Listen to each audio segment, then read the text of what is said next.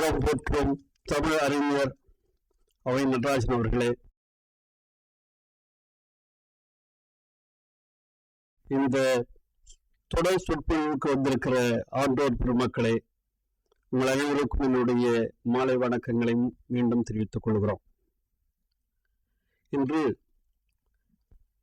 தொல்காப்பியம் காட்டும் வாழ்வியல் என்ற தலைப்பில் ஔவையார் அவர்கள் உரையாற்ற இருக்கிறார்கள். அவர் உடல் நலம் அவ்வளவு நல்ல நிலையில் இல்லை என்று சொன்னாலும் கூட எங்களுக்கு சற்று வருத்தமாக இருந்தாலும் அவரை நாங்கள் இங்கே அழைத்து இந்த சோதனையை நடத்த வேண்டும் என்று விரும்புவதற்கு முக்கியமான ஒரு காரணம், அவர் அதிகமான புத்தகங்களை எழுதவில்லை. அவர் மிகப்பெரிய கருத்து களஞ்சியத்துக்கு சொந்தக்காரராக இருந்தாலும் கூட அவர் எழுதிய புத்தகங்கள் இங்கே இல்லை. அவர் அடுத்த தலைமுறைக்கு விட்டு செல்லுகிற கருத்துக்கள் என்று எதை சொன்னால் அவர் உரைகளை தான் சொல்ல முடியும். அவர் கடந்த காலங்களில் பல பட்டிமன்றங்களிலும் பல உரை கல்லூரிகளிலும் பொது மேடைகளிலும் அளித்திருக்கிற உரைகளைத்தான் சொல்ல முடியும். அந்த உரைகள் கூட அவ்வளவாக நம்முடைய இணையத்தில் ஏற்றப்படவில்லை. ஆகவே அவருடைய உரை தமிழ் இணைய கல்விக் கழகத்தின் இணைய வகுப்பு அறையில் இருக்க வேண்டும். அவருடைய உரை தமிழ் இணைய கல்விக் கழகத்தின் தளத்தில் இருக்க வேண்டும் நாங்கள் விரும்பினோம். அவருடைய இது உலகம் அனைத்தும் உலகத்தில் இருக்கிற எல்லா தமிழர்களும் பார்க்கிற ஒரு தளம். ஆகவே அவர்கள் யார் வேண்டுமானாலும் அவருடைய பார்க்கலாம். அத்தகைய ஒரு நிலையில் அவருடைய உரையை ஒரு பதிவாக செய்ய வேண்டும் என்ற நோக்கத்திற்காக தான் இங்கே அவரை ஒரு சிரமத்திற்கு அவருக்கு மிகவும் சிரமம். நமக்கு ஒன்றும் அதிக சிரமம் இல்லை. அவருடைய உடல்நலம் கொஞ்சம் சற்று தளர்த்திருக்கிற நிலையிலும் அழைத்தோம். எங்களுடைய அழைப்பு ஏற்று அவர்கள் இங்கே வந்திருக்கிறார்கள். மிகுந்த சிரமத்திற்கு அவர்கள் வந்திருக்கிறார்கள் என்பது எங்களுக்கெல்லாம் மிகவும் பெருமை தரத்தக்க ஒரு செயல். ஆகவே அவர்களுக்கு நாம் முதலிலேயே நன்றி சொல்ல வேண்டும். 2 திருக்குறள்கள் மனதிற்கு வர வேண்டும். தந்தை மகற்காற்றும் உதவி அவன் அவையத்து முந்தியிருப்ப செயல் என்பது ஒரு குறள். 2வது குறள் அதற்கு மாறுபாடான குறள் இன்னொன்று, தந்தை காற்றும் நன்றி அவன் இன்னொற்றான் கொள்ளிடும் சொல். இந்த 2க்குமே அவர் பொருத்தமாக இருக்கிறவர். அவருடைய தந்தையார் அவை துரைசாமி பிள்ளை அவர்கள் அவருடைய அறிவு கடலை பற்றி அதிகமாக நாம் சொல்ல முடியாது. அந்த அளவுக்கு நாங்கள் மிகவும் சிறியவர்கள். அவருடைய அதனுடைய ஆழத்தை எடுத்து சொல்லக்கூடிய அளவுக்கு எங்களுக்கு அறிவியல் என்றுதான் சொல்ல வேண்டும். அந்த பரம்பரையிலே வந்த ஔவையார் அவர்கள் அதே அளவிற்கு நீங்கள் அவருடைய கருத்துக்களை எங்கே கேட்டாலும், உரையாக கேட்டாலும், பட்டிமன்றத்திலே கேட்டாலும் கூட ஒரு புத்தகத்தை படிக்கிற ஒரு அறிவு நாம் பெற முடியும். அவர் பேசுகிற அந்த 7 நிமிடங்கள் அல்ல 10 நிமிடங்களில் அவர் பேசுகிற அந்த பேச்சிலிருந்து பல கருத்துக்களை நாம் பெற முடியும். ஆகவே அவர்கள் செய்யாற்றில் 1936 ஏறக்குறைய 79 ஆண்டுகளுக்கு முன்னால், ஏப்ரல் மாதம் வந்தால் அவருக்கு 79 வயது முடிய இருக்கிறது. ஆகவே செய்யாற்றில் பிறந்தவர்கள். திருவந்திபுரம், திருப்பதி, சிதம்பரம் ஆகிய ஊர்களில் பள்ளி கல்வியை முடித்துவிட்டு பச்சப்பன் கல்லூரியிலும் மதுரை தியாகராஜர் கல்லூரியிலும் பட்டம் பெற்று திருக்கோவையார் குறித்த ஆய்விற்காக 1965 ஆண்டு ஆய்வியல் இளைஞர் பட்டத்திலையும் சங்ககால புலமை செல்வியர் என்னும் தலைப்பில் ஆய்வு மேற்கொண்டு 1974 ஆண்டில் முனைவர் பட்டம் பெற்றார்.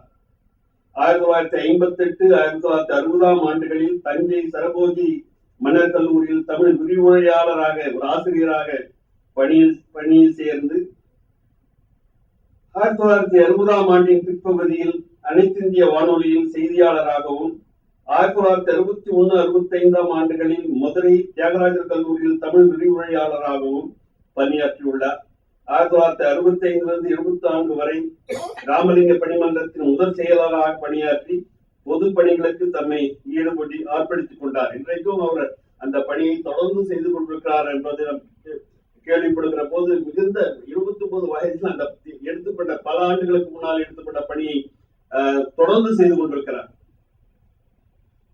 அவையின் பேச்சாற்றலையும் செயல்திறனையும் நன்குணர்ந்த கலைஞர் அவர்கள் 1974ஆம் ஆண்டில் தமிழக அரசின் செய்தி மக்கள் தொடர்பு துறையில் துணை இயக்குனர் பணியில் அமர்த்தினார்கள்.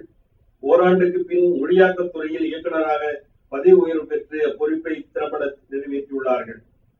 மதுரையில் நடைபெற்ற உலகத் தமிழ் மாநாட்டின் பொதுநிலை கருத்தரங்க பொறுப்பாளராக ஆற்றிய பெரும்பணி அன்றைய தமிழக முதல்வர் எம்ஜிஆர் அவர்களின் நன்மதிப்பினை பெற்றது. மாநில அரசின் கீழ் இயங்கி வந்த தமிழ் வளர்ச்சித்துறை, தொல்பொருள் ஆய்வுத்துறை, சொற்பிறப்பியல் அகரமுதலித்துறை, மொழிபெயர்ப்புத்துறை, உலக தமிழாராய்ச்சி நிறுவனம், தமிழ்நாடு இயலிசை நாடக மன்றம், திருக்குறள் நெறிபரப்பு மையம், ஓவிய நுண்கலை குழு, கீழ்திசை ஓலைச்சுவடி நூலகம், ஜவஹர் பாலபவனம், உலக தமிழ்ச்சங்கம் ஆகிய 14 நிறுவனங்களையும் ஒருங்கிணைத்த தலைமைச் செயலக ஆளுகையில் தமிழ் வளர்ச்சி பண்பாட்டுத்துறையின் முதல் அரசு செயலராக அவர்கள் பணியமர்த்தப்பட்டார்கள். நீங்க 14 துறைகள், இன்னைக்கு ஒரு துறையில் நிர்வாகம் செய்வது என்பது மிக சிரமமான 14 துறைகளுக்கு அவர்கள் பொறுப்பேற்று நடத்தியிருக்கிறார்கள். தமிழ் செய்த தவம் என்று அடைமொழி காவலர் டி. ராமலிங்கனார் அறிக்கையிட்டு அவையை பாராட்டியுள்ளார்கள். இப்பணி அவைக்கு மட்டுமே கிடைத்த தனிப்பெருமை. இவருக்கு பின்னர் அப்பொறுப்பினை ஏற்பார் இன்று வரை எவரும் இல்லை. 1992-95 வரை தஞ்சை தமிழ் பல்கலைக்கழகத்தின் துணைவேந்தராக சிறப்புற பணியாற்றினார். தஞ்சையில் உலகத்தமிழ் மாநாடு நடைபெற்ற போது முழு முனைப்போடு பணியாற்றி பலருடைய பாராட்டுகளையும் பெற்றுள்ளார். மொரீஷியஸில் நடந்த 7ஆம் உலகத்தமிழ் மாநாட்டில் தமிழக அரசின் தனி அமைப்பாளராக இருந்து அறிஞர் பெருமக்கள் 20 பேரையும் கலைக்குழுக்களுடன் அழைத்துச் சென்று தமிழ்நாட்டின் சிறப்பை நிலைநாட்டியுள்ளார்கள். அமெரிக்கா, பிரான்ஸ், தென்னாப்பிரிக்கா, மொரீஷியஸ் போன்ற பல நாடுகளுக்கு சென்று தமிழ் இலக்கிய உணர்வையும் கலை இலக்கிய பண்பாட்டினையும் கூட்டியுள்ளார்கள். ஔவை நடராஜன் அவர்களின் துறவியாரும் நாளறிந்த குழந்தை நல மருத்துவராக சிறந்து விளங்கியுள்ளார். அவருடைய மகன் அருள் நடராஜன் அவர்கள் இன்றைக்கு தமிழ் மொழியாக்கத்துறையிலே இயக்குநராக பணியாற்றிக் கொண்டிருக்கிறார்.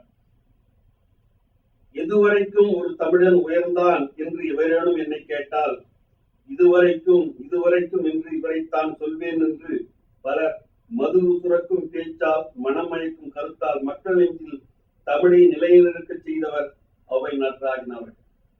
பொதுவாக நான் சொல்வது, நமக்கு ஆசிரியர்கள் 2 வகைப்பட்டவர்கள். ஒன்று, நம் பள்ளியிலே கல்லூரிகளிலே நமக்கு பாடம் சொல்லி தந்தவர்கள்.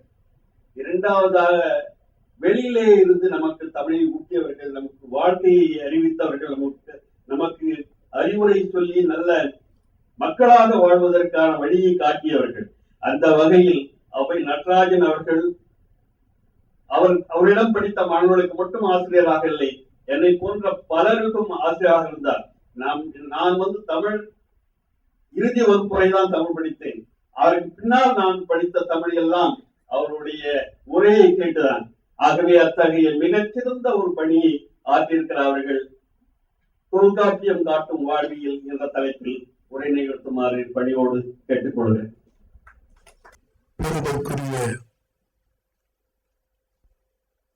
தலைவர் நக்கீரன் அவர்களே, இளைய பல்கலைக்கழகத்தின் பணியாற்றுகிற பல்வேறு வகையில் பங்கு பெறுகிற சான்றோர் பெருமக்களே, நண்பர்களே,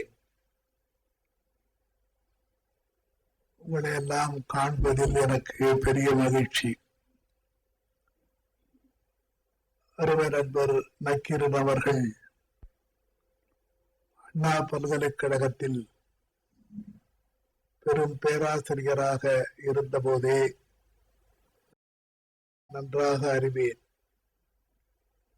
இயந்திர பொறியியலில் ஈடற்ற மாட்சி உடையவராக திகழும் நண்பர் நக்கீரன் அவர்கள் இளைய கல்விக் கழகத்தில் பொறுப்பேற்று பணியாற்றுவது போற்றத்தக்கதாகும்.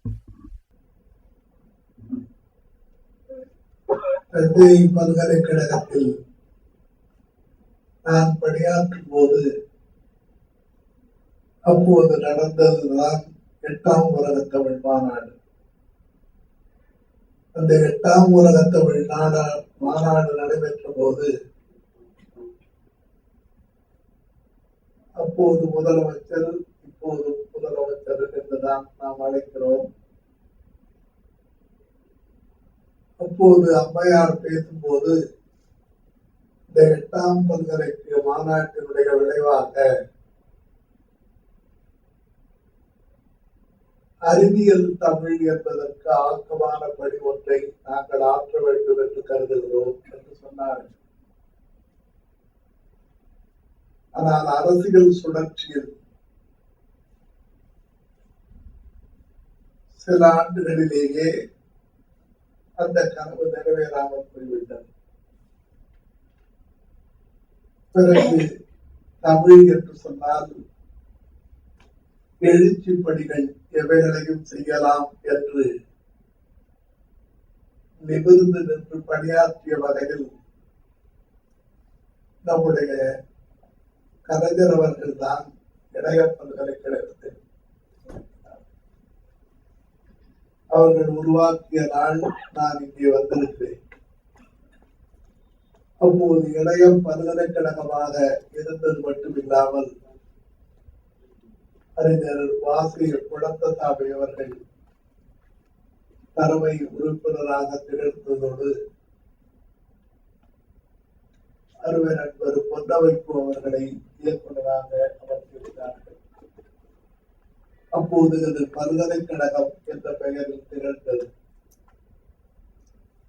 அறிஞர் பொன்னவைக்கோவை போல பேராசிரியர் சங்கரநாராயணன் இன்னும் பெருமக்கள் பலர் வந்த வழியில் அருமை நண்பர் நக்கீரன் அவர்கள் இதனை பெருமிதமாகவும் பெருமையாகவும் நடத்துவது அவருக்கு மகிழ்ச்சியை தருகிறது. இளைய கல்வி கழகம் என்று சொன்னாலேயே உலகம் முழுவதையும் அளாவிய ஒரு பல்கலைக்கழகம் என்று சொல்ல வேண்டும். உலகத்தமிழர்கள் எல்லோரையும் ஒன்றாக இணைப்பதற்கும் நன்றாக அவர்களோடு தொடர்பு கொள்வதற்கும் இணையத்தின் வழியாகத்தான் எதையும் கண்டு கணிக்க முடியும் என்கிற அளவுக்கு மிகப்பெரிய வளர்ச்சியை நாடு பார்த்து வருகிற நேரத்தில் எனக்கு நினைவு சரியாக இருக்குமானால் தமிழ்நாட்டில் தான் முதலில் இந்த இளைய பல்கலைக்கழகம் அப்போது உருவாயிற்று. இணையத்தின் வழியாக தமிழ் மக்களை எங்கும் இணைக்கலாம் என்பதற்குரிய வகையில் அறிவியலின் ஒரு 60 பங்கும் தமிழியலில் ஒரு 40 பங்குமாக கலந்து இந்த கல்விக் கழகம் அருமையான பணியாற்றுகிறது. ஏறத்தாழ தமிழகத்தில் ஒரு 100க்கும் மேற்பட்ட நூல்களை எல்லாம் இணையத்திலே சேர்த்து வைத்து நாம் எப்போது வேண்டுமென்றாலும் அதனை எடுத்து படிக்கலாம் என்கிற அளவுக்கு வாய்ப்பினை தந்திருப்பது நமக்கு மகிழ்ச்சியை தருகிறது. இன்று காலையில் கூட பேராசிரியர் நக்கீரன் அவர்கள் தமிழ் வளர்ச்சித் துறையில் பணியாற்றுகிறவர்களுக்கு கணினி பயிலரங்கை எப்படி நடத்தலாம் என்கிற கருத்துரைகளை சொல்லிவிட்டு தான் வந்திருக்கிறார். ஒரு காலத்தில் சொல்லுவார்கள், கடவுளை நம்பினோர் கைவிடப்படார் என்று. இப்போது கணினியை நம்பினோர் கைவிடப்படார் என்று நாம் சொல்கிற அளவுக்கு ஒவ்வொருவர் கையிலும் பையிலும் கணிப்பொறி இருப்பதை காண முடிகிறது. அப்படி வளர்ந்து வருகின்ற இந்த அறிவியல் துறையில் உதிர்த்து வருகின்ற ஒரு முன்னேற்ற வளர்ச்சிகளை எல்லாம் தமிழுக்கு அணியாக சேர்க்க வேண்டும் என்ற வகையிலேதான் இந்த கல்விக் கழகத்தின் முயற்சிகள் இருப்பதை நான் மகிழ்ச்சியோடு பாராட்டுகிறேன். அருமை நண்பர் நக்கீரன் அவர்கள் எதையும் திட்டமிட்டு செய்கிறவர். அதுவும் குறித்த நேரத்தில் குறித்த காலத்தில் பணிகளை முடிக்க வேண்டும் என்ற கருத்துடையவர்.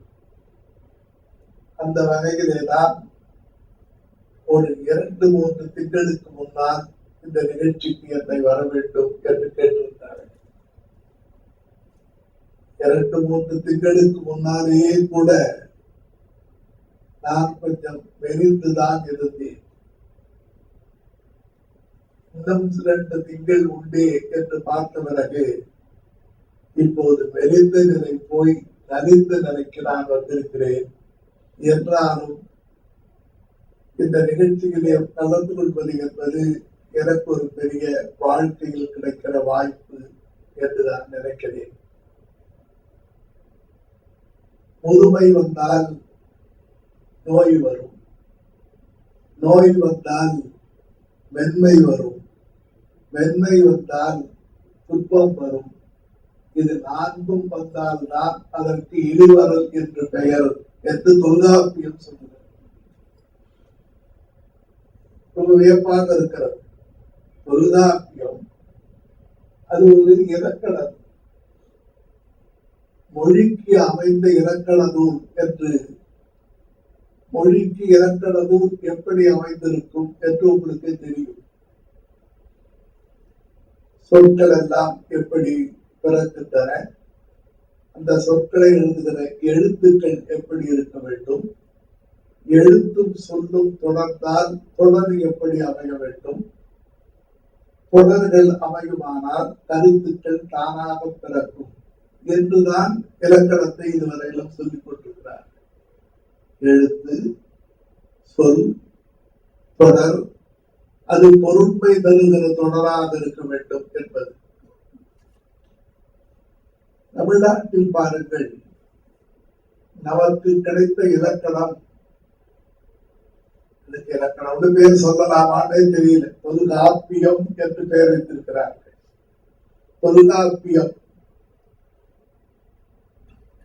எவ்வளவு நுணுக்கமாக இலக்கணத்தை, இலக்கியத்தை, வாழ்க்கையை, மெய்ப்பொருளை, சிந்தனைகளை எடுத்து உரைப்பதற்குரிய வாய்ப்பினை பெற்றிருக்கிறது என்பது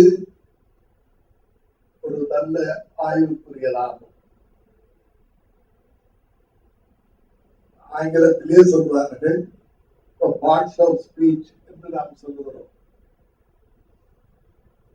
தமிழ்ல என்ன சொற்கள் இருக்கின்றன என்று கேட்டால் பெயர் சொல், வினைச்சொல், இடைச்சொல், உரிச்சொல் என்று சொல்லிவிடுவார்கள். பிறகு நினைவுக்கு வருகிறது, அங்கிருந்து அவர்கள் நினைவூட்டியதனால், நான் உயர்நிலை பள்ளியில் படிக்கிற போது என்னுடைய ஆசிரியர் ஒரு முறை ஒரு கேள்வி கேட்டார். எல்லா சொற்களும் வருகிற மாதிரி ஒரு தொடர் சொல்லுங்கள்.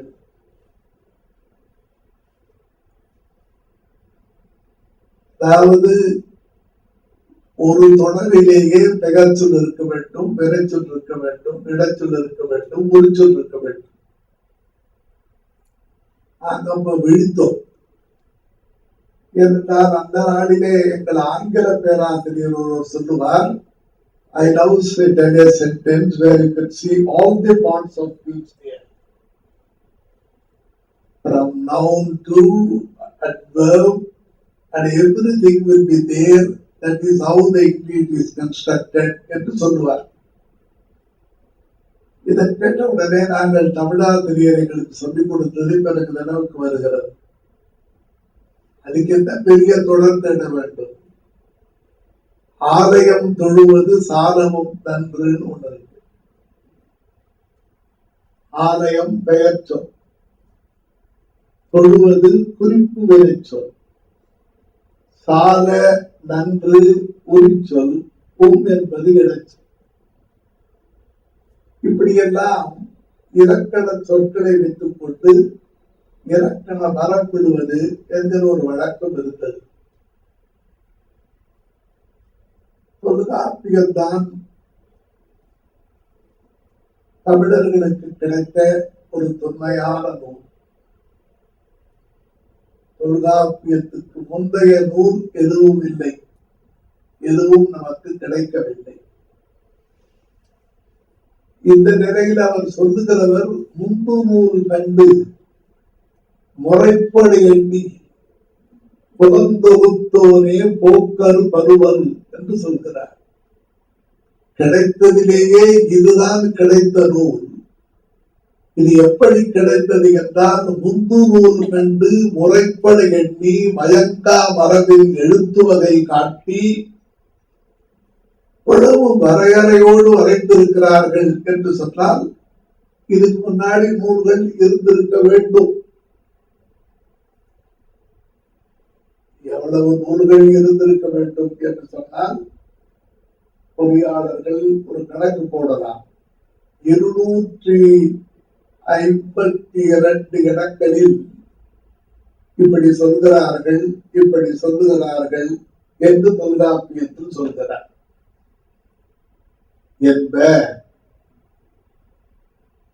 என்பனார் புலவர் என்று உணர்ந்திசினோரே என்று நூற்புலம் ஆய்ந்தோர் என்று ஒரு 200 இடங்களில் அப்படி சொல்லி இருப்பதை காணும் போது ஒரு பரந்த நூற்கடல் அறிவு திரட்ட ஒரு பெருந்தகை தான் தொல்காப்பியம்.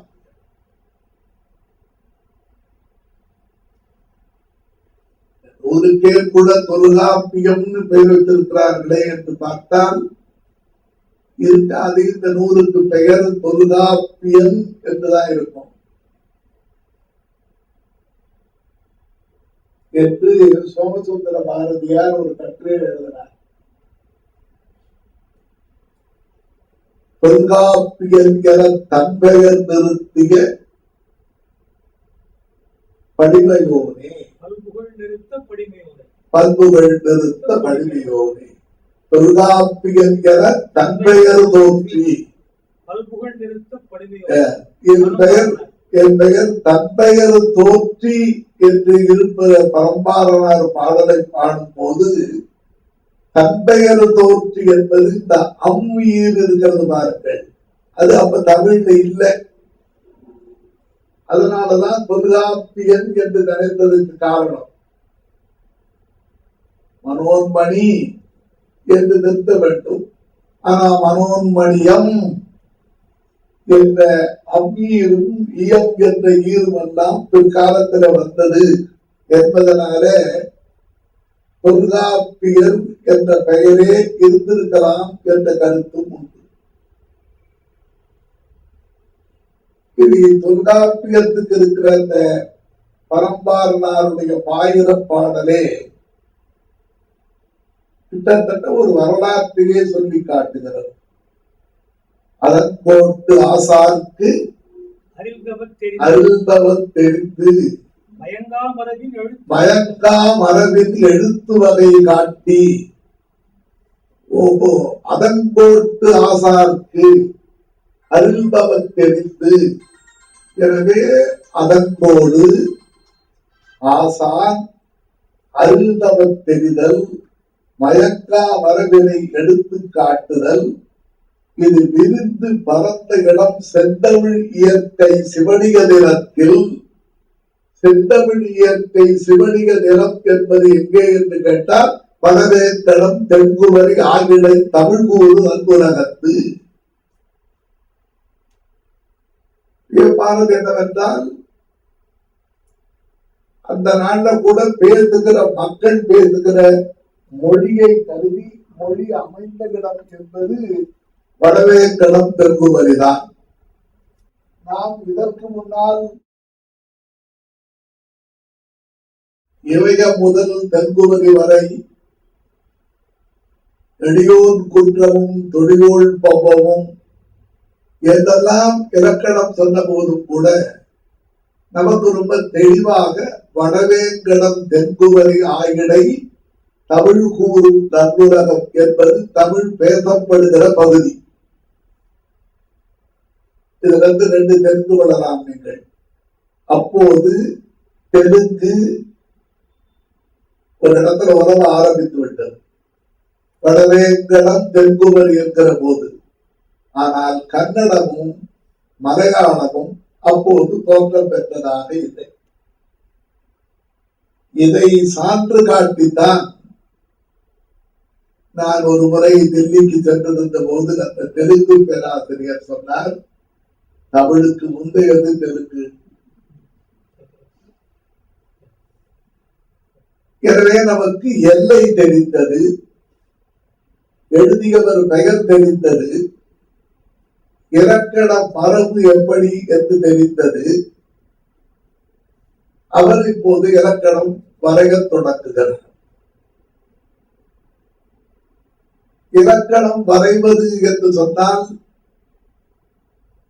இலக்கணம் என்ற சொல்லை முதலில் தமிழில் சொன்னவரே தொல்காப்பியர் தான்.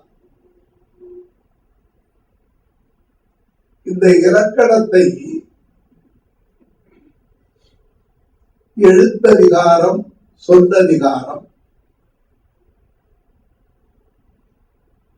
அவர் என்று அந்த எழுத்ததிகாரத்தினுடைய நூற்பாவை சொன்னாரோ அதே நூற்பா இன்று வரையிலும் நமக்கு பயன்படுகிறது. ஒரு மாற்றமும் இல்லாமல் எழுத்தரப்படுவ அகர முதல நகர இருவாய் முப்பகுதி என்ப, எழுத்தரப்படுவ அகர முதல நகர இருவாய் என்று அவர் சொல்லும் போது அகரம் தொடங்கி பெரின் என்று முடிகிற நகர ஈராக முடிகிற திருவள்ளுவர் அதை பார்த்தாரு தெரிகிறது அல்லவா? திருவள்ளுவர் தனக்கு ஒரு இலக்கணம் வேண்டும் என்று கருதி இருந்தால் எதை கருதி இருந்திருப்பார்? திருவள்ளுவருக்கு ஒரு இலக்கணம், கடைச்சங்கத்துக்கும் இடைச்சங்கத்துக்கும் கடைச்சங்கத்துக்கும் இலக்கணம் ஆனது தொல்காப்பியமே என்று எழுதுவார் இறையனார் களவியல் உரையாசிரியர். எனவே காலத்தினால் மிக பழமையான தொல்காப்பியத்தின் கருத்துக்களில் எழுத்ததிகாரம், சொல்லதிகாரம் சொல்ல தொடங்கிய போதே வேற்றுமொழி வாழ்வும் வந்துவிட்டது. அது எப்படி என்று கேட்டால், இவர் எழுதும் போதே சொல்லுகிறார், வட சொற்கிழவி வடவெழுத்து மொழி, வட சொற்களை இப்படியெல்லாம் பயன்படுத்த வேண்டும், இப்படி நீங்கள் பயன்படுத்த ஆகாது என்று அவர் வரையறை செய்து காட்டுகிறார். இன்னும் தொல்காப்பியத்தில் வருகிற சொற்களை பார்க்கும் பொழுது பாலிமொழி சொற்கள், பாலிமொழி சொற்களும் பாலிமொழிகள் சேர்ந்த பாகல சொற்களும் இருப்பதை காணும் பொழுது தொல்காப்பியர் இவ்வளவு சொற்களையும் தெரிந்து கொண்டுதான் தன்னுடைய வரையறையை சொல்ல வருகிறார். சரி, இது எழுத்ததிகாரம், இது சொல்லதிகாரம் என்று நாம் அமைத்து விடலாமா என்று கேட்டால், அப்போதே பாருங்கள் இந்த இலக்கணத்தில் எவ்வளவு பெரிய நுணுக்கம் இருக்கிறது என்பதற்கு உயர்திணைன்ற மக்கள் சொன்னா போதும், இவர்களை மக்கள் என்று சுட்டி அறியலாம் என்று ஒரு இடத்துல சொல்ற. ஆனா இந்த உயர்திணை என்று சொல்லுகிற கருத்துக்கு இந்த உரையாசிரியர்கள் எப்படி இலக்கண உரை எழுதியிருக்கிறார்கள் என்றால், உயர்ந்த திணைன்னு பொருளா, உயரும் திணைன்னு பொருளா,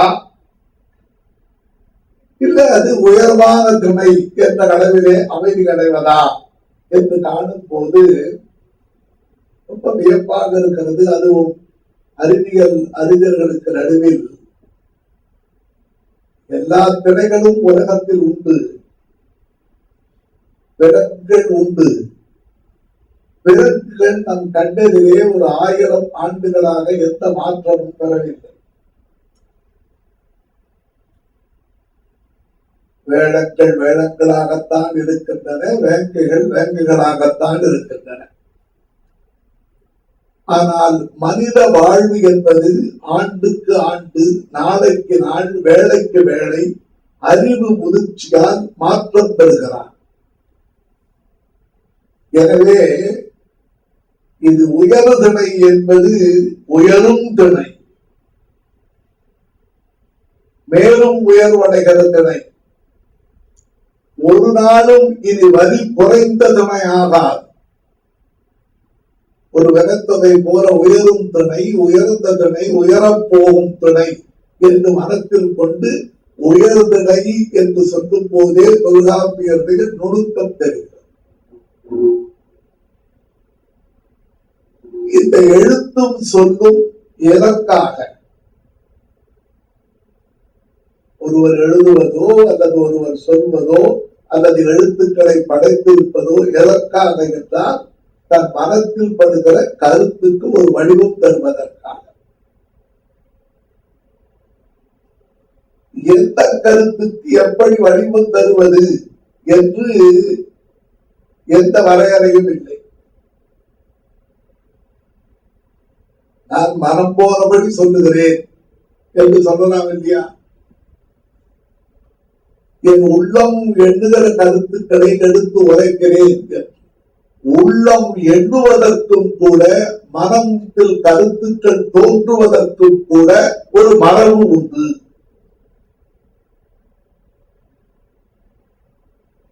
மரபுதலை திரியாம் ஆட்சியது ஆகி. எனவே எண்ணுகிற எண்ணம் கூட ஒரு வரையறையோடு ஒரு அமைப்பினுடைய தெளிவோடு அமைய வேண்டும் என்பதை நாம எண்ணி பார்க்கலாம். எப்படி இருக்கும்? ஒரு பொருளுக்கும் நமக்கும் தொடர்பு எப்படி இருக்கும்? ஒரு பொருளின் கருத்து நம் மனத்தில் எப்படி அமைந்திருக்கும்? ஒரு அழகான கணையாழி இருக்கிறது என்று வைத்துக் கொள்வோம். நாம் விரும்பி அதை வாங்குகிறோம்.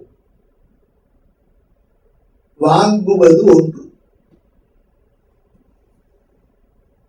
பிறகு வாங்கி அதை வைத்திருப்பது இரண்டு.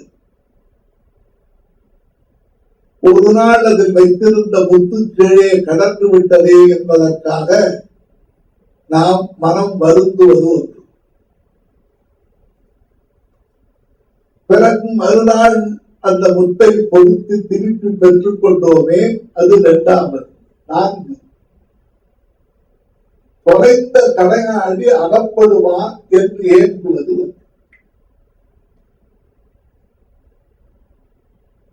இதுக்கு எத்தனை சொல்லலாம்? 5.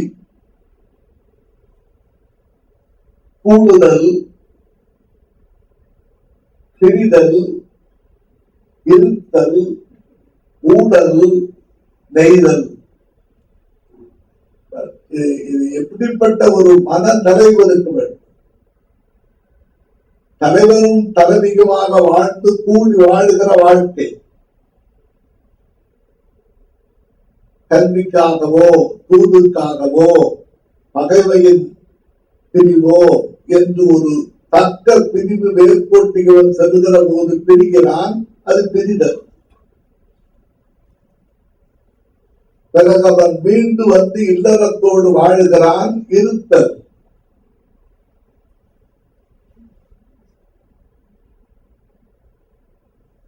சிறு ஊழல்,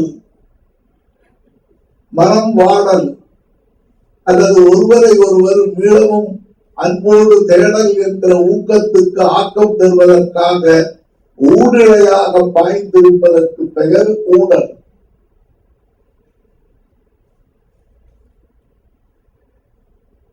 நெய்தல் நிலத்துக்கு போய் வலை வீசி சென்றவன் வருவானோ இல்லையோ என்று ஏங்கி நினைக்கிறாள் பாருங்கள், அது நெய்தல்.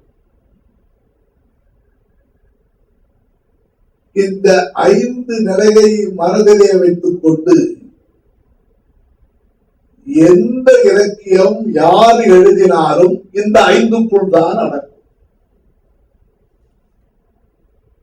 அதுதான் தொல்காப்பியர் காட்டுகிற வாழ்வு.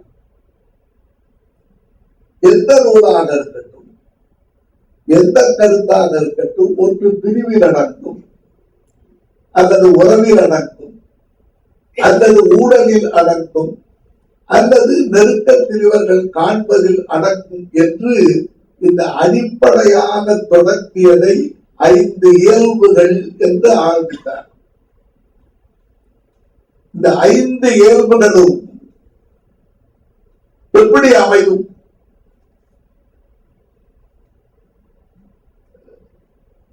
இது ரொம்ப சிந்திப்பதற்கே நமக்கு வேறொரு நூல் எடுத்துக்கொண்டு என்னால் ஒப்பிட்டு காட்ட முடியவில்லை.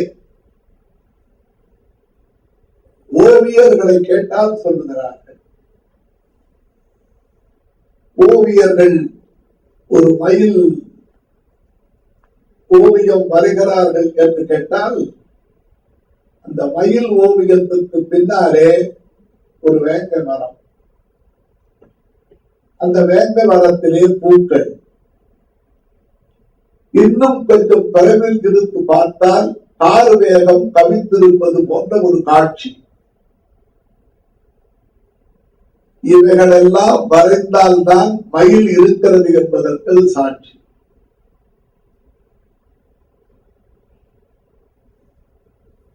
எது எதற்கு கரு? இந்த சுற்றி இருக்கின்ற சூழலும் கவிந்திருந்த வானமும் அல்லது வேங்கை மரமும் இந்த இயற்கை காட்சிகள் எல்லாவற்றுக்கு பெயர் கருப்பொருள் பெயர். இந்த கருப்பொருள் எந்த நேரத்தில் நிற்கிறது? அந்தி பொழுதா, விடியற் பொழுதா, மலைச்சாரலிலா, அல்லது ஒரு நெய்தல் நில ஓரத்திலா என்று கண்டால் அது முதல் பொருள்.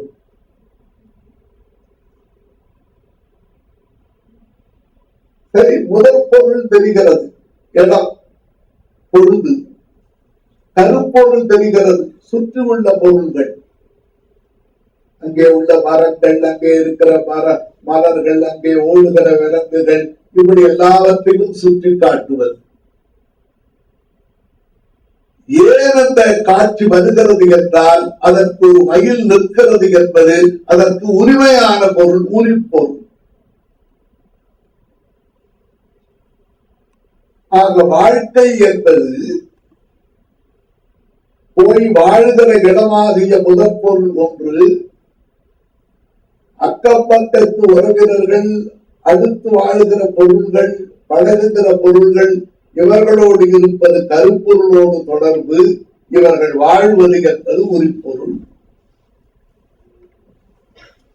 ஆக முதற் பொருள், கருப்பொருள், உரிப்பொருள், இவர்கள் மூன்றுக்கும் ஏற்பட்ட உள்ளத்தினுடைய அமைப்பு என்பதுதான் புணர்தல், பிரிதல், இருத்தல் என்பது போன்ற 5. இது நிகழ்கிற இடம் எப்படி இருக்கும்?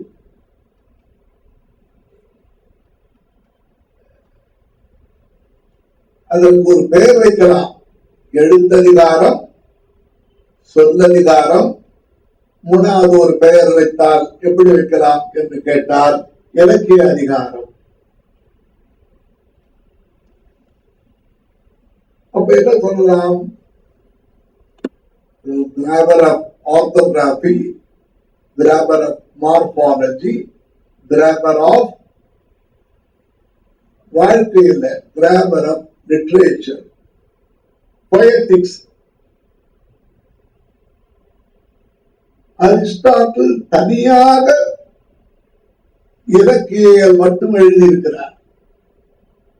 அது அவர்கள் இலக்கியத்துக்காக எழுதுறது. தொல்காப்பியம் எழுத்ததிகாரம், சொல்லதிகாரம் தொடர்ந்து இப்படித்தான் அமைய வேண்டும் வாழ்க்கை என்று காட்டுகிறது.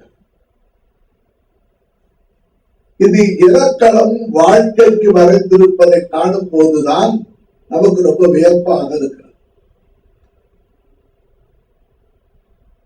எல்லாவற்றுக்கும் கணக்கு போட்டு சொல்லுகிறார்.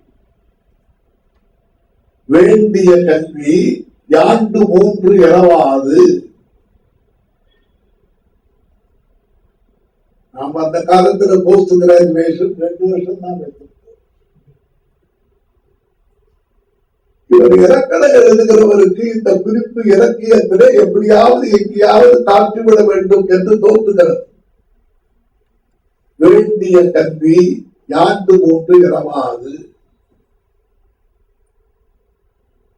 அப்புறம் வாழ்க்கையிலே அகப்பொருள் மட்டும்தானா?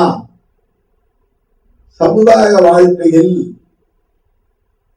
மேலும் கீழுமாக இருக்கிறவர்கள், ஒருவருக்கொருவர் பூசம் செய்து கொள்கிறவர்கள், போர் செய்து கொள்கிறவர்கள் என்ற சூழ்நிலையையும் வைத்துக் கொண்டு இலக்கியம் எழுதுவார்கள்.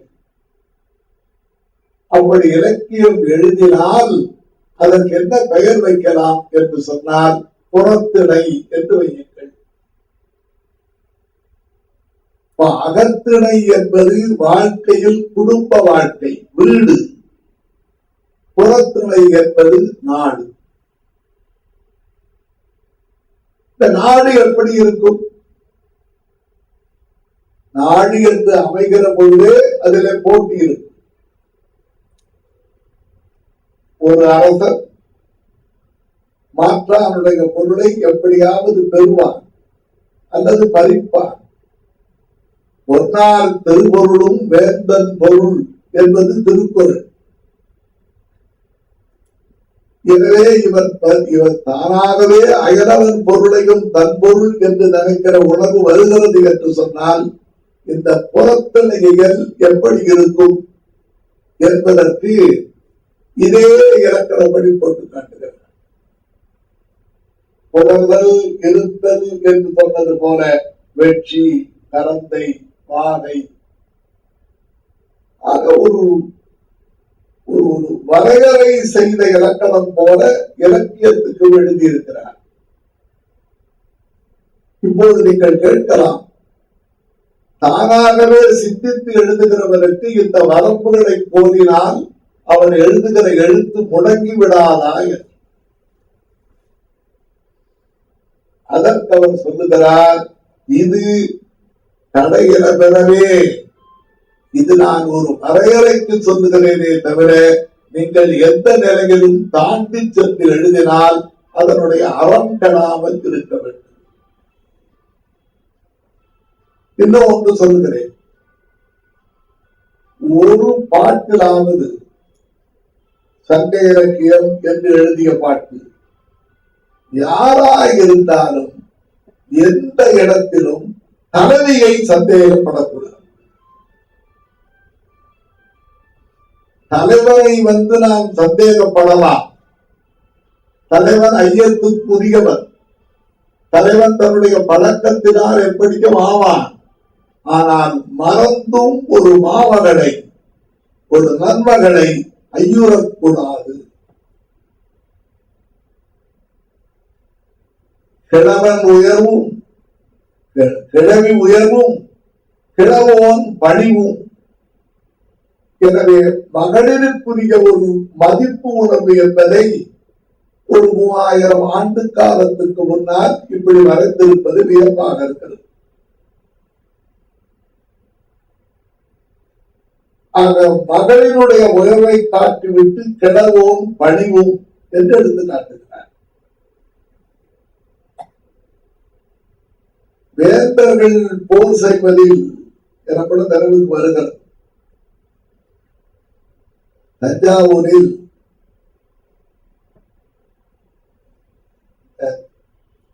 நரந்திருக்காங்குடி என்ற பகுதியில் ஒரு தமிழ் சங்கம், அதுக்கு பேரு கரந்தை தமிழ் சங்கம் எழுதியிருப்பார்கள். அப்ப அதுக்கு உரை சொன்னவர்கள் சொன்னார்கள், கரந்தை என்று சொன்னா மீட்டல்னு அர்த்தம். ஒரு படையை போய் மீட்டு வருவானால், தன்னை சிறைப்பிடித்தவரை மீட்டு வந்தால் அதற்கு மீட்டல் கரந்தை என்று. அப்போ மீட்டல் கரந்தை, எயில் வளைத்தல் வச்சு, அதன்படி பார்த்தால் நான் கூட தமிழ் பல்கலைக்கழகத்துக்கு வாகைன்னு பேர் வைத்தேன். அது மீட்டலாக இருக்கட்டும், இது வென்றலாக இருக்கட்டும் என்பது போல இந்த தமிழ் சொற்களிலே புறத்தனைகளில் இவ்வளவு பொருத்தமான சொற்களை சொல்கிறார். வீரர்கள் போர் செய்கிற தரத்தை பற்றி பேசுகிற போது, போர் செய்வது என்பது நிகராளர்கள் இருவர் தான் பங்கு பெறுவர். அப்படி நிகராளர்கள் பங்கு பெறுகிற போது ஒருவருக்கொருவர் பகையாக இருக்கலாமே தவிர ஒருவருக்கொருவரை முரண்பட்டு கொள்ளலாகாது.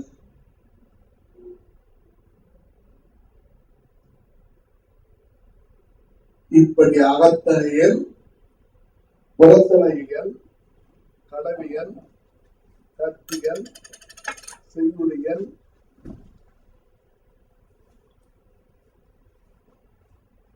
என்ற இயல்களை எல்லாம் பகுத்து காட்டி இந்த மரபில் எப்படி அமைகின்றன இதுல ஒரு மிக அருமையான குறிப்பு சொல்ல வருகிறார். மரமாக அழைக்கப்படுகிற பெயரை சொல்லுகிறார். நாம் இப்ப எல்லாருக்கும் யானை என்ற சொல் தான் தெரியும். அவர் என்ன சொல்ல வருகிறார்? யானைக்கு ஆண்பால் களிறு, பெண்பால் பிடி. பன்றியினுடைய குட்டிக்கு பெயர் பாட்டி. அதெல்லாம் மாறிவிட்டது பாருங்க. இந்த சொற்கள் தானே மாறிவிட்டது.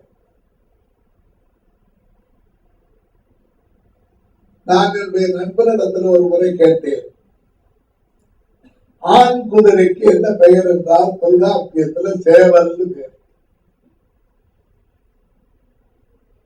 அது என்ன சேவல் என்று கேட்டால் இருக்கிறார். கெவல்ரின்னு ஒன்று இருக்கு.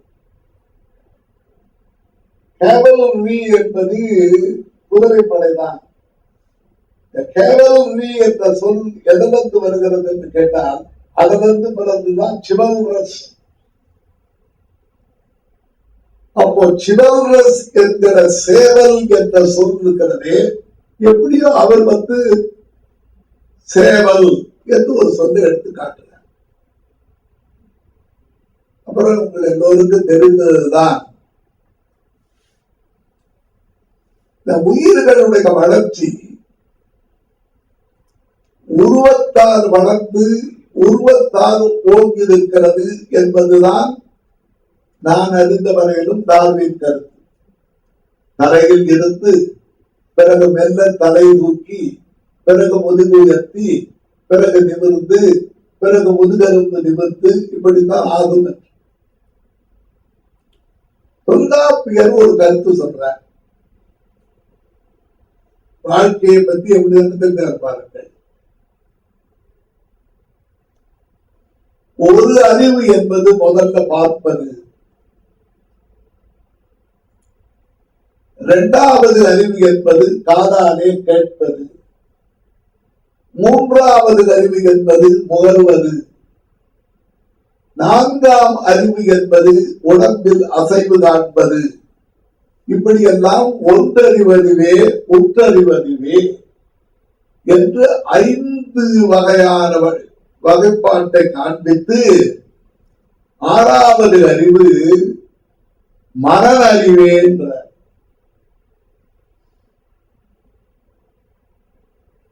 மரத்துக்கு இருக்கிற அறிவுதான் அவனை உயர்த்துகிறது.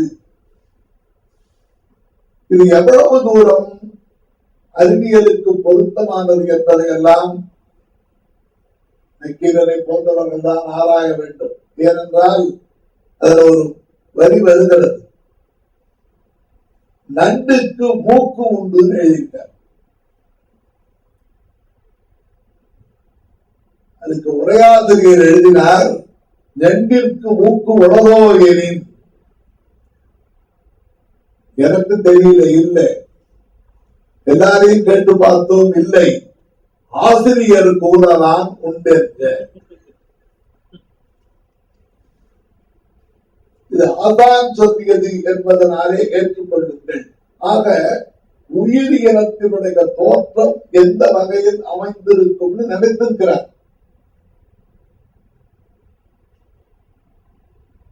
இப்ப இந்த 6th சென்ஸ் என்று நாம் சொல்லுகிற கணக்குப்படி அவர் மன அறிவோடு நிறுத்துகிறார். ஆக இந்த பகுத்தறிவு என்று சொல்லுகிற அளவுக்கு 6 அறிவை பற்றி எண்ணுவது கூட தொல்காப்பியத்தில் மிகச் சிறந்த பங்காக இருக்கிறது. தலைவரும் தலைவியும் உறவோடு இருக்கும் போது ஊடுகிறார்கள். தொல்காப்பியத்தில் தான் ஒரு அருமையான கருத்து கிடைக்கிறது. உடன்போக்குன்னு ஒண்ணு இருக்கு. திருப்பதில கூட உடன்போக்கு என்பதற்குரிய இடமே காணும். தானாகவே விரும்புகிறவர்கள் தலைவனும் தலைவியும் தங்கள் விருப்பத்துக்கேற்ப அவர்கள் வீட்டை விட்டு சென்று விடுகிறார். அவர்கள் அப்படி வீட்டை விட்டு சென்று விட்டார்களே, இது அறமா என்று கேட்டால் அது அறம். இந்த உடம்போக்கு சென்றவர்களை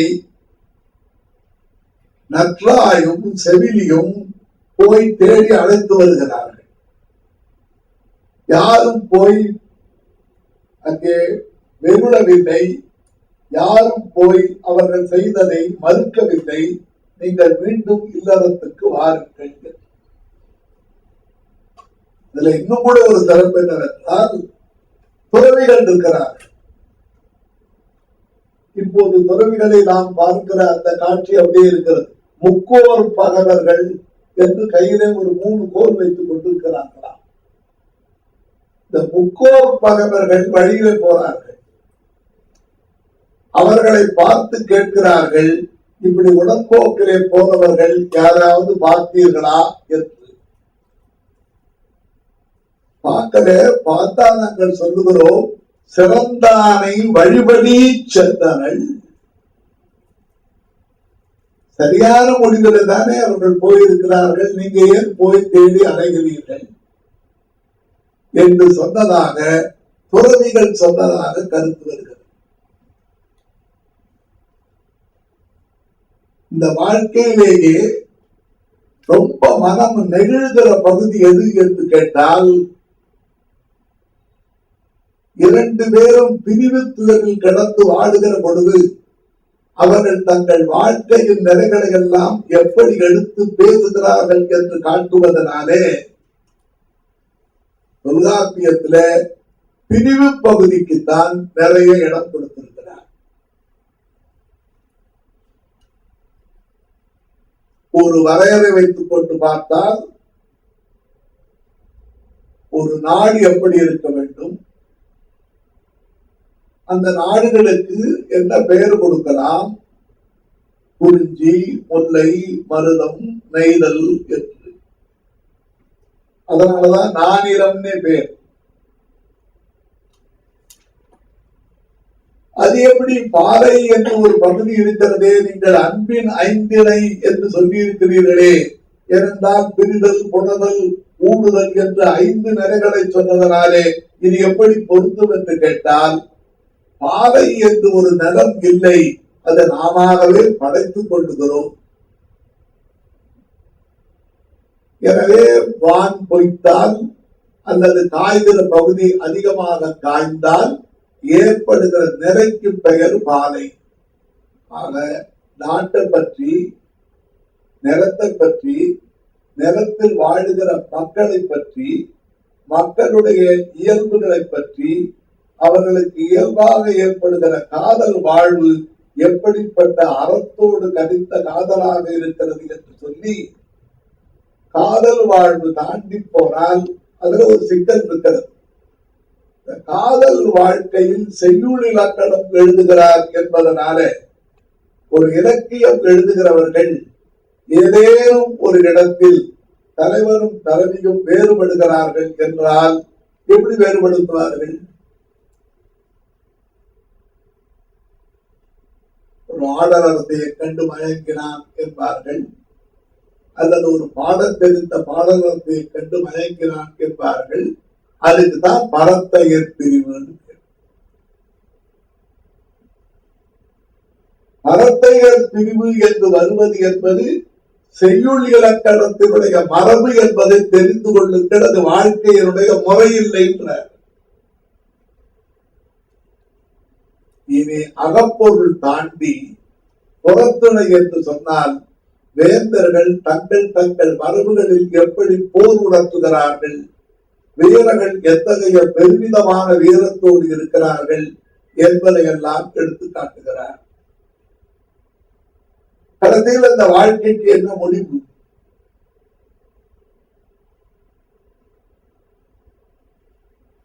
காமம் சார்ந்த கடைக்கோட்டாலை வாழ்க்கை முடிகிறது.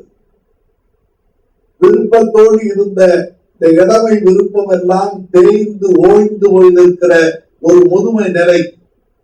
காமம் சார்ந்த கடைக்கோட்டாலை ஏவம் சார்ந்த மக்களோடு துவன்றி அறம்பொறி கிழவனும் கிளத்திலும் சிறந்தது வகித்தல் இறந்ததன் பயனே.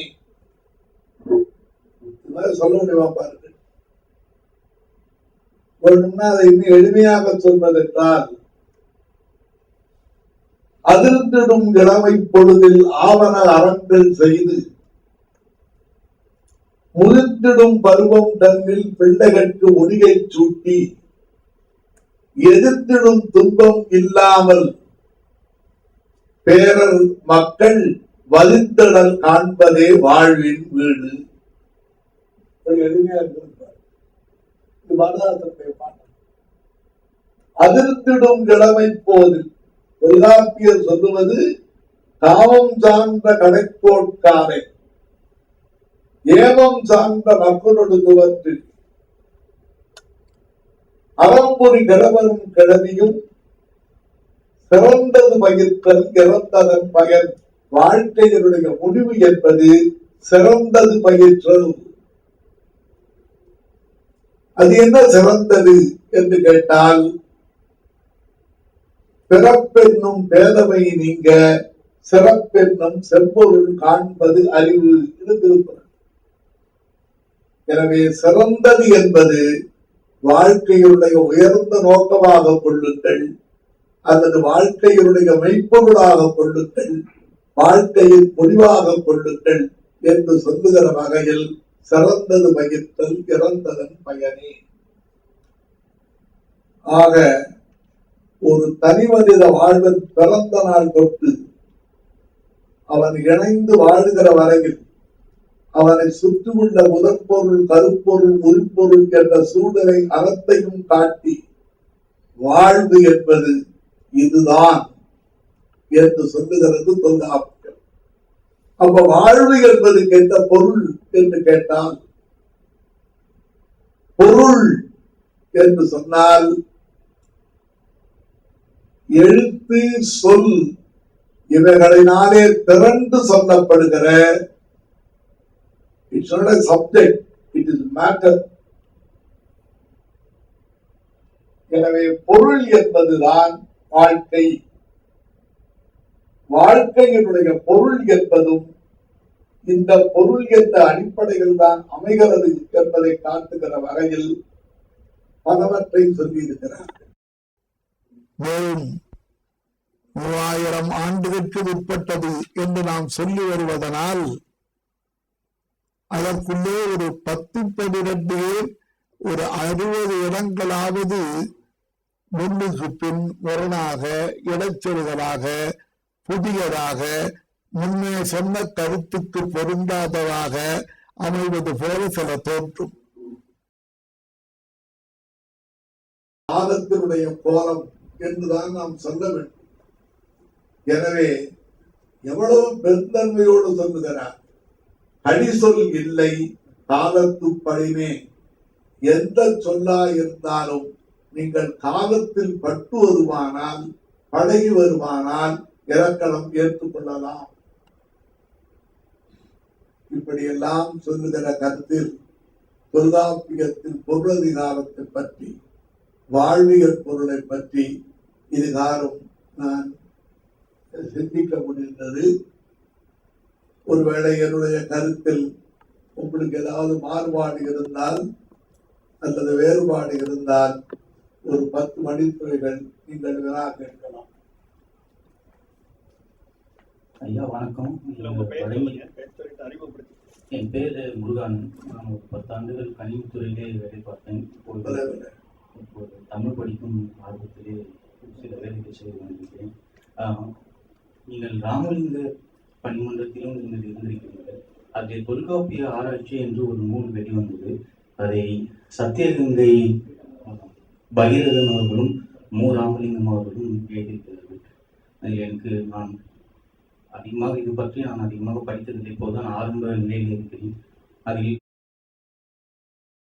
தமிழ் எழுத்துக்கள் மொத்தம் 30 என்று நாம் இதுவரையில் படித்து வருகிறோம். அதற்கும் வடமொழி எழுத்துக்கள் 51 எழுத்துக்கள் எப்படி வருகிறது என்பதற்கும் அதில் ஒரு குறிப்பு கொடுத்திருக்கிறார்கள். தமிழ் எழுத்துக்கள் 30 என்று நாம் படிக்கிறோம். உயிரெழுத்து 12 என்று சொல்லியிருக்கிறார்கள். அதிலே ஆதி உயிரெழுத்துக்கள் 3 வருகிறது. அந்த ஆ இ உ என்ற எழுத்துக்கள் அதை கூட்டினால் 33 வரும்.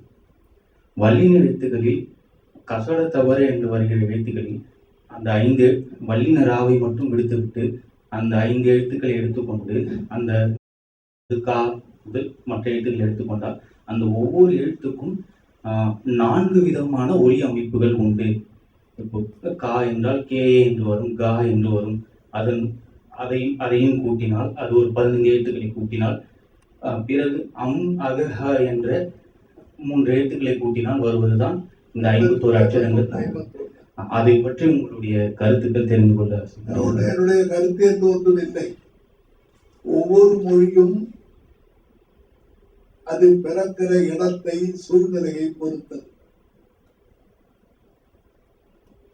நடுங்குகிற குளிர் இருக்கிற பகுதியில் வாழ்கிற மக்களுக்கு வல்லின ஒலிகள் வராது.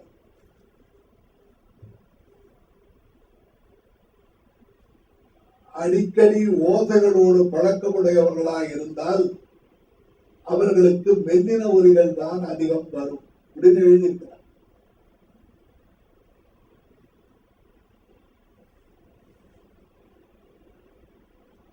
போர் பழக்கத்தினாலும் அடுத்தவர்களிடத்தில் அதட்டி பேச வேண்டும் என்பதனாலும் ஜெர்மன் மொழி அவ்வளவு கடுமையாக தோன்றுகிறது என்கிறார்கள். வடமொழி பிறந்த போது அது உச்சரிப்பிலே ஒலிப்பு முறையில் வடமொழிக்கு முன்னால் பிராகிருதத்திலும் பாலியிலும் ஒரு எழுத்தை 4 வகையாக உச்சரிக்கலாம் என்பதற்காக எல்லா எழுத்துக்களையும் எடுத்துக் கொள்ளவில்லை. ஒரு 5 எழுத்துக்களைத்தான் எடுத்தார்கள். கா எடுத்தார்கள், ஷா எடுத்தார்கள், பா எடுத்தார்கள். காரணம் கா கா க க என்பது போல. அப்படி எடுத்துக் கொள்ளுகிற வழக்கம் என்பதற்கு பாணினி ஒரு இலக்கணம் இருக்கிறது என்று எழுதுகிறார். அது பாணினியார் எழுதிய இலக்கண மரபு என்றும், தொல்காப்பியர் அப்படி சொல்லாமல் எழுத்துக்களை மட்டும் சொல்லியிருப்பதற்கு காரணம் இது இவர்கள் வாழ்ந்த பகுதிக்கும் வாழ்ந்த சூழ்நிலைக்கும் ஏற்ப அமைந்ததே தவிர, இப்போது பாரதியார்னு சொல்றோம், அது நம்முடைய ஒலிப்பினால அப்படி சொல்லுகிறோம். தமிழாசிரியர்களை போய் கேட்டீங்கன்னா பாரதியார்னு வருது. காரணம் அவர்கள் பாதா சொல்லி பழக்கப்பட்டவர்கள், பா என்று சொல்ல மாட்டார்கள். எனவே இது அந்தந்த மொழித்திருக்கிற ஏற்பே தவிர, நீங்கள் சொன்ன கருத்து என்னவென்றால் 51 எழுத்து அக்ஷரம் என்று சொல்லி பின்னாலே திருப்புகளிலும் திருமந்திரத்திலும் வருகிறது. இந்த 51 எழுத்துக்கள் என்ற கணக்கு வந்து இந்த பீஜ மந்திரத்தையும் சேர்த்து கொண்டு ஓமகுண்டங்களில் ஒலிப்பதற்கு பயன்படுகிற சொற்கள் என்று சொல்லி வடமொழியில இருப்பது 49, அம்மாக என்ற 2 சேர்த்து 51 என்றார்கள். அதுக்கும் தொல்காப்பியத்துக்கும் தொடர்பில்லை. வணக்கம், என்னுடைய பெயர் ஜேம்ஸ். இங்க தமிழ் இணைய கல்விக்கழகத்தில் அறிவியல் பணியாற்றுறேன். நீங்க எழுத்ததிகாரம் சொல்லதிகாரம் சொன்னதுனால இப்ப வாழ்வியலை பத்தி நான் கேட்கல. எனக்கு உள்ளார ஒரு சந்தேகம். எங்க நேற்று கூட எங்க இதுல ஒரு இதாக இருந்தது. இப்ப இயக்குனர் அனுப்புனர்னு சொல்லக்குள்ள தன்னகர நானா போட்டு எழுதுறாங்க. ஆனா உறுப்பினருக்கு போடுறது இல்லை. எங்களுக்கு சொல்லி கொடுத்தது அண்ணாமலை பல்கலைக்கழகத்தில் அகஸ்தியலிங்க, எஸ்.வி. சண்முகம், காமாட்சிநாதன் டாக்டர் அவருடைய ஸ்டூடெண்ட் நாங்கன்னா அவங்க எனக்கு என்ன சொல்லி கொடுத்துருக்காங்கன்னா, சங்க இலக்கியத்துல ஓட்டுநர், ஓடுனர், பொருணர் அப்படின்ற வருது. அந்த தன்னகர நான் வந்து இறப்பில்லா காலத்தை குறிக்குது. அதனால அந்த காலத்துல யூஸ் பண்ணாங்க. ஆனா இன்னைக்கு இருக்கிற இயக்குனர், நடத்துனர், ஓட்டுநர் எல்லாமே காலத்தை அடிப்படையாக கொள்ளல. எல்லாருமே தொழில் அடிப்படையா இருக்கிறதுனால அந்த 2 சுழி சுருக்க வசனம் 2 சுழியை போடலாமே அப்படின்னு சொல்றாங்க. இது உங்களுடைய கருத்து, எது கரெக்ட்? இப்ப இயக்குனருக்கு தன்னகரம் போட்டா ஏன் உறுப்பினருக்கு போடல அப்படின்றத காலப்போக்கில மாறி போற 2 எழுத்துக்கள் நகரமும் நகரமும். அதனாலதான் மன்னன் என்று பழனி என்று எழுதுவதற்கே கூட பழம் நீ என்பதனால் அல்ல, அதுக்கு தன்னகரமும். பழனியப்பன் என்று எழுதுகிற போது ரன்னகரமும் வரும். ஒரே பழனிதான். எனவே தன்னகரமும் ரன்னகரமும் காலப்போக்கில் மாறியது. ரகரத்துக்கும் அதே போன்ற மாற்றம் ஏற்பட்டது என்று மொழியியல்வாளர்கள் சொல்கிறார்கள். எது போடலாம் அப்படின்றதுதான். ஏன்னா இந்த 2 சுழி போடக்குள்ள அது தவறுன்னு அடிச்சிடுறாங்க. உறுப்பினருக்கு ஏன் அதை போடுறது இல்லை? அது காலத்தை காட்டல அந்த இடத்துல. தொழில் அடிப்படையில தான் நடத்துனர், இயக்குனர், உறுப்பினர் அப்படின்றதா இருந்து கால அடிப்படையில் என்று இல்லை, வழக்கமாக வந்துவிட்டது என்ற அடிப்படையில தான் இயக்குனர் என்பதற்கு தன்னகரம் போடுகிறார்கள். ஆனால் சிலர் இயக்குனர் என்பதற்கு இடையனம் போட்டு அது எழுதுகிறார்கள். எனவே 2ஐயும் ஏற்றுக்கொள்ளலாம் என்பதுதான் என்னுடைய கருத்து. நன்றிங்க ஐயா. ஐயா வணக்கங்க ஐயா. நான் இப்பொழுது தங்களுடைய வகுப்பில் ஒரு மாணவனாக இருக்கிறேன். அதுக்காக மகிழ்ச்சிங்க. அந்த பேரு என்னுடைய வாழ்நாளில் கிடைத்தமைக்கு மேலும் மகிழ்ச்சி அடைகிறேன். ஐயா, களவியல் கற்பியல் இதன் நுணுக்கம் வேண்டும். காதல் வாழ்வு தொடங்குவது, பிறகு மலர்வது என்றிருக்கிறது. தமிழ் இலக்கியம் தாய் தந்தையர் கொடுப்ப கொள்ள திருமணம் நடத்தினாலும் கூட காதல் விருப்பத்துக்கு முதன்மை தரலாம் என்பதனால் யாயும் யாயும் யாராகியரோ என்று கேட்டது போல் முன்பின் தொடர்பில்லாதவர்கள் கண்டு பழகி, அந்த கண்டு பழகியதனால் அவர்கள் காட்சி தெளிவு பெற்று இடந்தரப்பாடு பெற்று பாந்தர் கூட்டம் எல்லாம் கண்டு பழகிய பிறகு அவர்கள் கொண்டிருக்கிற உறவு என்பது களவு. அந்த களவு மறந்த பிறகுதான் ஊரறிய திருமணம் செய்து கொண்டு நடத்துகிற வாழ்க்கை இருக்கிறதே, அது கற்பியல். ஊர் அறிதலும் உள்ளம் அறிதலும் என்று நினைத்துக் கொள்ளலாம்.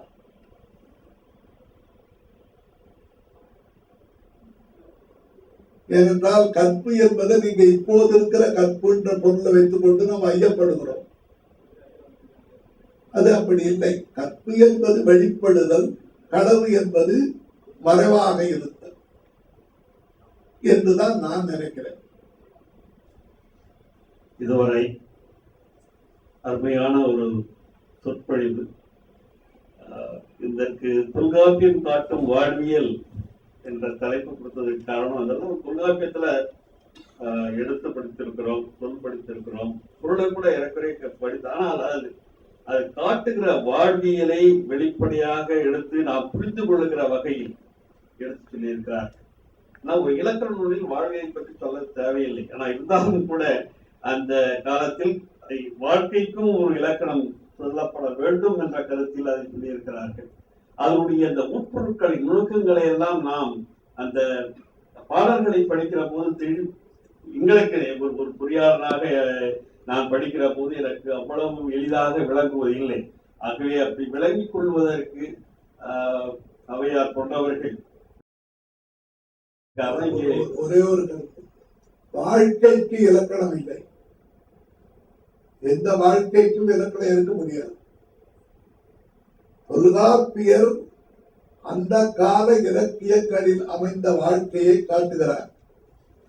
இனிவரும் காலத்து இலக்கியங்களுக்கும் அந்த வரையறை பொருந்துகிறது. எனவே அந்த இலக்கியத்தின் உள்ளே நுழைந்து நாம் ஒரு கற்பனையாக காண்கிற வாழ்க்கையை தான் சொல்ல முடிகிறது.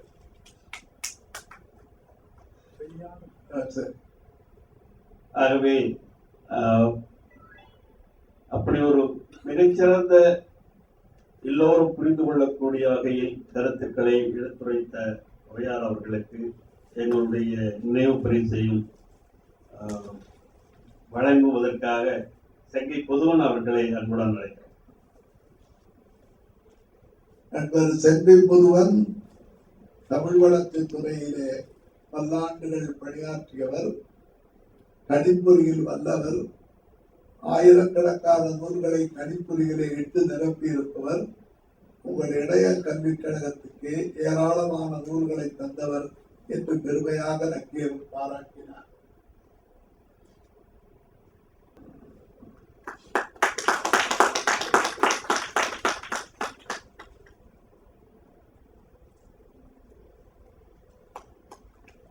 அவருக்கு எங்களுடைய நன்றியை தெரிவித்துக் கொள்கிறோம். ஏனென்றால் முன்னால் சொன்ன மாதிரி அவர் நல்ல உடல்நிலையோடு இங்கே வந்து இன்னும் கொஞ்ச நேரம் பேசுவதற்கு நாங்கள் ஆவலாக காத்திருந்தாலும் கூட அவருடைய உடல்நலம் கருதி வந்ததே ஒரு பெரிய செய்தி. ஆகவே அத்தகைய ஒரு அவருக்கு என் நன்றி என்று எப்படி சொன்னாலும் அந்த நன்றிக்குடைய பரிமாணம் குறைவாகவே தான் இருக்கும். ஆகவே அவருக்கு எங்களை நன்றி தெரிவித்துக் கொள்கிறோம். நன்றி, வணக்கம்.